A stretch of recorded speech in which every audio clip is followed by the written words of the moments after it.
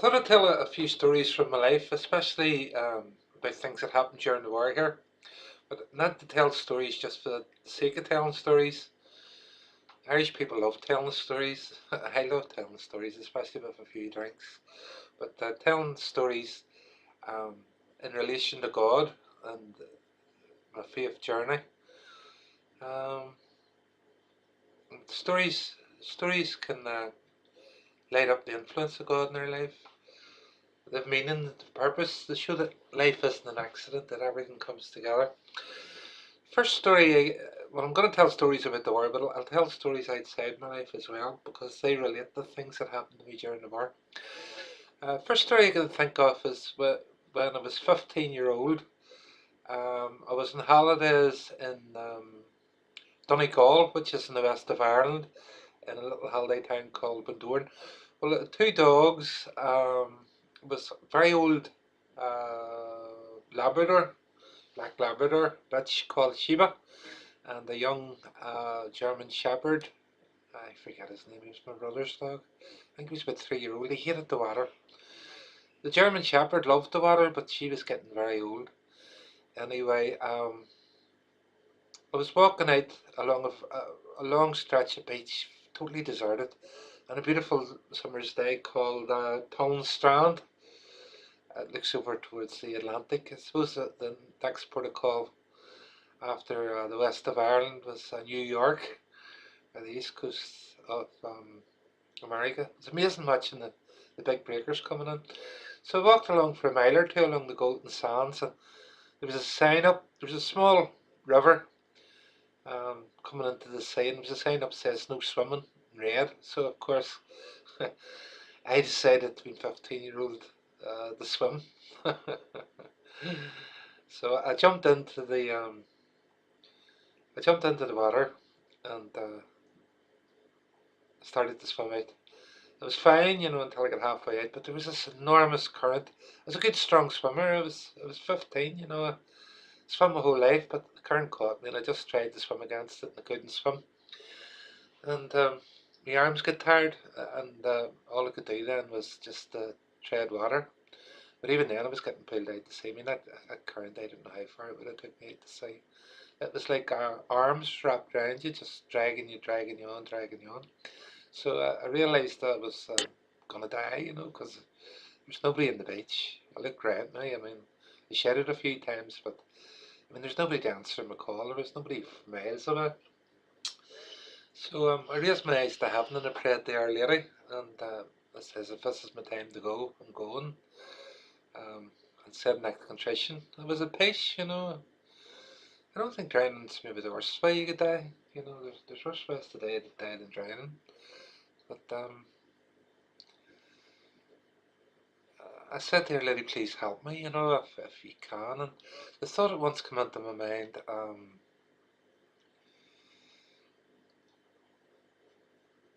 call for the dogs. I thought it was stupid calling for the dogs, because the German Shepherd wouldn't go near the water.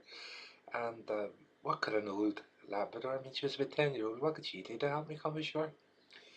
But as soon as I called out, the dogs jumped into the water. I couldn't believe it, and swam out strongly towards me against the current.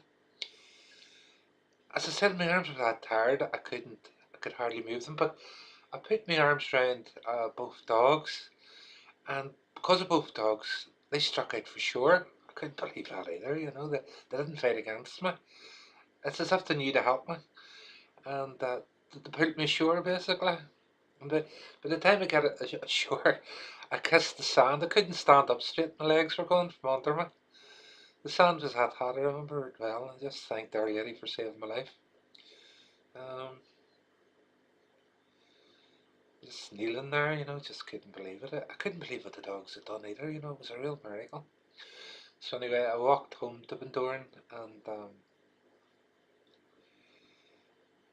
called the local parish church, and the old parish priest. They asked to see him, and I told the parish priest what had happened, and he couldn't believe it either. And he never met me before, but he says to me, tell me this, he says, did you ever think of going on to be a priest? Here's me, says to me, I wanted to be a priest since I was 4 or 5 years old. He says to me, well, He says, that's what it was. He says, Our Lady saved your life in a miracle. And it means that you're meant to do something in the future. That your life's been spared for a reason. And you should try and think what that reason is. Now, that always stayed with me. But it was a miracle, I always remember it. I'm going to tell a few more stories, but I wonder should I do it in another video or go on ahead. Well, I'll tell another story my mother told me. My mother told me when I was 3 year old that my father used to breed German Shepherds. They just moved into a new house, and it had been built in the bog. All the houses had been built in the bog, and it meant that the back garden was still a bog. But she said she looked out the kitchen window, and I'd walked into the bog, which it somehow got under the fence. And she says that I had fallen into the bog, and I was nearly up to my chest in the bog, still sinking. And the dog had come over the German Shepherd, and I'd held on to the German Shepherd, and she watched the German Shepherd drag me out. That's how I couldn't remember it. I was too young. I don't know what age it was, 2 or 3 year old, but that's what she told me anyway. My mother wasn't a liar. The third story about dogs comes from during the war. I'd been working one night and it was Sunday morning, so I was sleeping in late, but two gunmen came to kill me. In Ireland, there was a lot of fighting between Protestants and Catholics. It was political too, the Irish wanted to unite Ireland and the Protestants wanted to remain with Britain. So they decided to kill me. At that hour of the morning, I slept in late. They were going to early morning mass, the local Catholics. So they broke down, they broke down the front door with, I think it was a sledgehammer, and they come in, they come in with a revolver.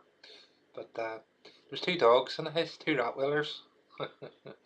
Lucky enough, one of the Rottweilers was a bitch, and she was having pups at the time, so she was very protective. But both Rottweilers, I don't know if you've ever seen Rottweilers in action, but I mean they're top dogs. These two were anyway. The male dog was called Rabble, which is funny enough, because we were all Irish rebels. But my brother came out and he threw a cup of hot.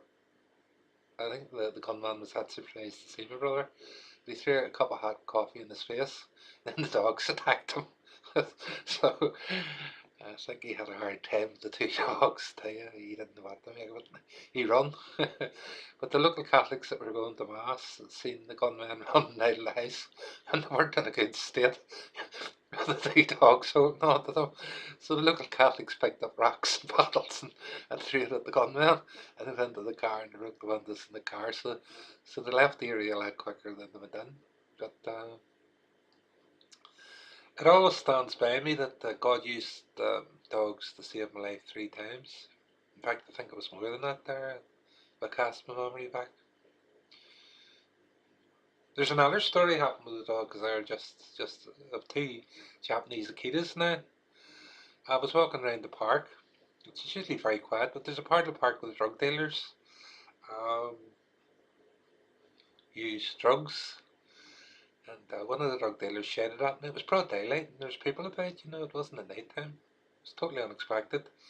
And I didn't answer him because I thought if he answered him, it would make things worse. I didn't know who he was, a complete stranger. But out of his head, and some weird drug that had drove him insane. I think sometimes with people in heavy drugs, there's a kind of a diabolical influence. Um, but anyway, suddenly started to run towards me, screaming in a rage, furious. Obviously, he was going to physically attack me. But the two Japanese Akitas are top guard dogs. I mean, they're like having Japanese Akitas and Alida is like carrying sawed-off shotguns. And as he charged towards me, the two dogs, I didn't have to say anything to them. They went off like firecrackers, and they were leaping in the air. But he was out of his head with drugs. He was that much out of his head with drugs. I don't think he understood the danger of it. So it was a bit like a wagon train when the Indians came round. He kept trying to get closer to me, and the dogs kept dragging me around the circle, keeping pace with him. And they were just furious because they knew he meant me harm. So I shouted to him, "Don't come any closer." I felt sorry for him really then, because I mean, if them dogs had got him, it would have been like two buzz saws. I mean, he would have ended up in an intensive care unit. They would have killed him. Japanese Akitas were used in Japan as war dogs and to hunt bears. I mean, nobody messes about with Japanese Akita. And I says to them, don't come any closer. I says, please. I says, that um, them dogs will kill you if they get you. And even in so even trying to, even rang me 2 or 3 times trying to get through the dogs at me, but he couldn't do it. But I think even he at the end, he kind of realised there was no point, so he went away. So I don't know if the dog saved my life. It might have saved my life, you know. But it was definitely the dog saved me again. I told enough stories now. You know, I nearly died a whole lot of times during the war. I nearly died that many times. I can't keep track of them. I'll tell you one story before I finish. One time a bomb went off 20 feet below me, and as I looked at the bomb, it turned into like a. Was petrol with it. It turned into like a fireball, and the fireball came up. No, it was more than 20 feet. It must have been at 30, 40 feet. But it was quite close to me, you know. But the fireball came up in the darkness towards me, and as the fireball hit me, it blew out the window. I was standing above and blew me over backwards, and I knew when I got back, it burnt off all my eyebrows, and it left me deaf for a couple of hours. Couldn't hear a thing, and also it knocked me off the roof. It was a big warehouse, and I fell off the roof of the warehouse, and I hurt my leg. It was night time, and I was walking down the road, and somebody stopped me on the way down the road and said to me, "Was that a bomb went off?" That's just a really stupid thing to say to me. Was that a bomb went off? Because my face was as black as Satan, no eyebrows, and I could hardly hear anything. So I just says I think it was. But I definitely should have been killed, you know. And there's loads and loads of occasions like that. We have an old saying in Ireland, if it's meant for you, it'll not go by you. And I think that's true, you know. I mean, you'll not die a second sooner or a second later than you're supposed to. But I think, like Our Lady, we should meditate on these things in the heart. We shouldn't let them go to waste. I mean, I've often thought about them, you know. I'll tell you a few more stories. It makes me laugh their up.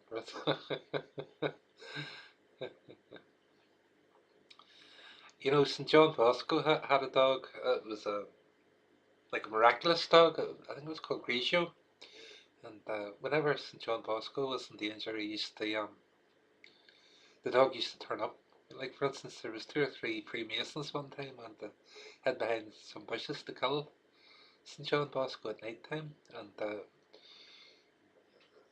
dog chased the Freemasons. And there were several instances of people trying to kill St. John Bosco.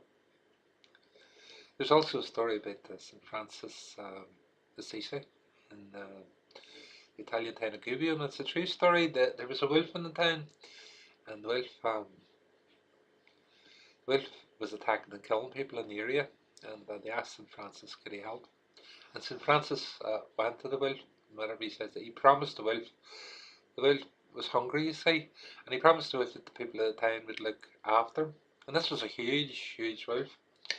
And Francis led the wolf into Gubbio, and the citizens of Gubbio loved the wolf then, and he adopted it as a kind of pet. All the children used to go out and play for it. People thought it was a legend. There was a statue of the wolf still remaining um, at the entrance road to Gubbio. But recently, in the last few years, they excavated near where the wolf statue was, and they found the skeleton of a huge wolf in Gubbio. Which just goes to show, you know, people thought it was a legend, but it looks like it wasn't a legend. There actually was a great wolf. That's great. I'll maybe make 1 or 2 more of these, because there's a that many stories I wouldn't know where the video would go on for 50 hours.